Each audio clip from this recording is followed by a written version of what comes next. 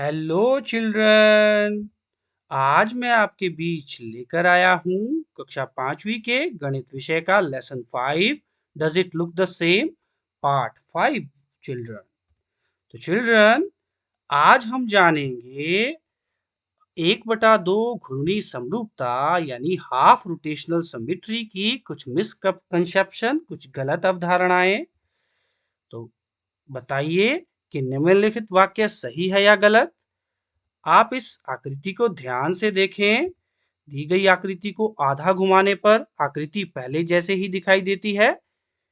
ये कथन बच्चों सही है या गलत है? चलो इसे देखते हैं। जैसे ही मैंने इस आकृति को, इस फिगर को आधा रोटेट किया, आधा घुमाया, तो ये मुझे कुछ इस तरीके से दिखाई देगी। अब जब आपने इसे देखा तो आकृति तो एक जैसी ही लग रही है, लेकिन जो मल्टीप्लाई का चिन्ह था वो नीचे था, वो ऊपर चला गया, और जो प्लस का चिन्ह था वो ऊपर था, वो नीचे आ गया। तो ये हमारी आकृति 1/2 घूर्णी समरूप नहीं है। इसमें हम चिन्हों को भी देखेंगे कि चिन्ह अगर बदलेंगे तो उसकी समरूपता पर फर्क पड़ेगा चिल्ड्रन। तो इसी तरीके से हम कह सकते हैं कि ये घूर्णी आधा घूर्णी समरूप नहीं है। तो चिल्ड्रन, अब हम नीचे दिए गए चित्रों में से कौन से ऐसे हैं जो आधा घुमाए जाने पर पहले जैसे दिखाई देंगे, इसे इस प्रश्न को हल करेंगे। अब मैंने आपको पहले भी बताया है ना कि जैसे ही मैंने आप अपनी बुक को सीधा पकड़े हो, अगर आप इस बुक को बिल्कुल उल्टा पकड़ो, ऊपर वाली साइड को नीचे ले आओ और नीचे वाली साइड को ऊपर ले जाओ, तो देखो आपके सामने इसका उत्तर आ गया। तो इसमें कौन कौन सी आकृति है जो नहीं बदली?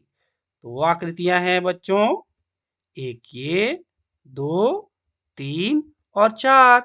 यानी आधे घुमाव पर ये चार जो फिगर हैं, जो शेप्स हैं, वो नहीं बदली। अब हम इसे कुछ एग्जाम्पल से भी करते हैं और आधा घुमाकर देखते हैं।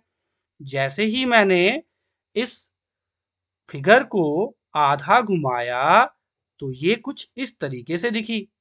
ऊपर वाला पार्ट बिल्कुल, यहाँ वाला पार्ट यहाँ चला गया और दूसरा पार्ट परे को चला गया। तो मतलब क्या हुआ कि आधी स्पिन में, आधे घुमाव में ये नहीं बदल रही है। तो ये आधे घुमाव पर आकृति नहीं बदली चिल्ड्रन। इसी तरीके से हम दूसरी आकृति को देखते हैं। जैसे ही मैंने इस आकृति को आधा घुमाया तो ये ऊपर वाली साइड नीचे और नीचे वाली साइड ऊपर चली गई।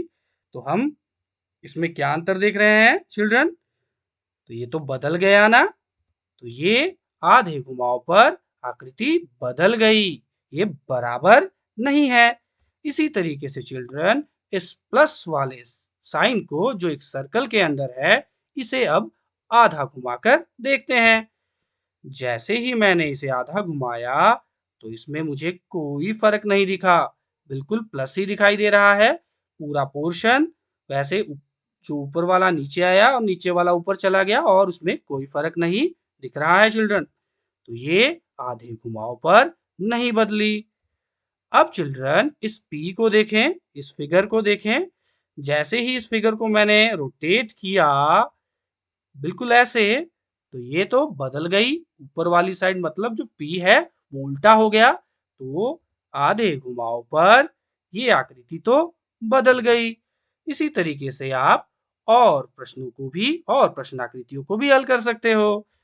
अब चिल्ड्रन, हम जानेंगे, हम बात करेंगे 1/4 घूर्णी समरूपता की, जिसे हम 90 डिग्री घूर्णी समरूपता भी कहते हैं। तो चिल्ड्रन, इस ट्राइंगल को ध्यान से देखें। जब इस ट्राइंगल को मैंने 1/4 घुमाया तो ये मुझे कुछ ऐसे दिखी। 1/4 घूमने पर ये आकृति बदल गई है चिल्ड्रन। तो दी गई आकृति 1/4 घूर्णी समरूप नहीं है चिल्ड्रन। तो इसी तरीके से हम एक और एग्जांपल देखते हैं। जैसे ही मैंने इस आकृति को रोटेट किया 1/4, इसमें भी कोई फर्क नहीं पड़ रहा है बच्चों, इस आकृति में कोई फर्क नहीं पड़ा। तो हम क्या कहेंगे बच्चों कि ये दी गई आकृति 1/4 घूर्णी समरूप है।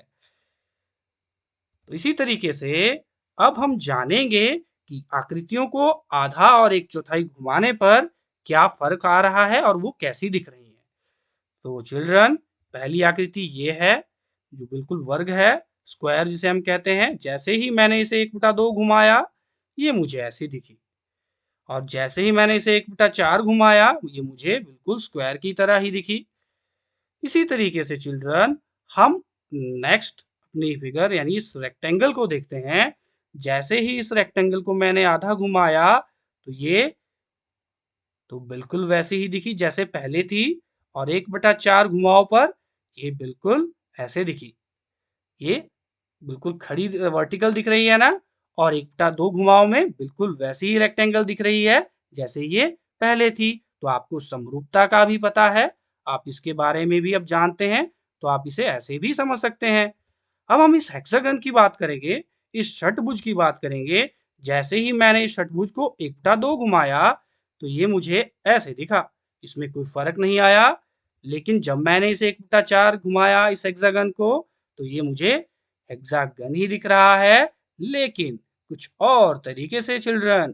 तो आशा करता हूं बच्चों आपको ये समझ आया होगा। अब मैं अगले वीडियो के साथ आपके बीच फिर से आऊंगा। तब तक थैंक यू चिल्ड्रन।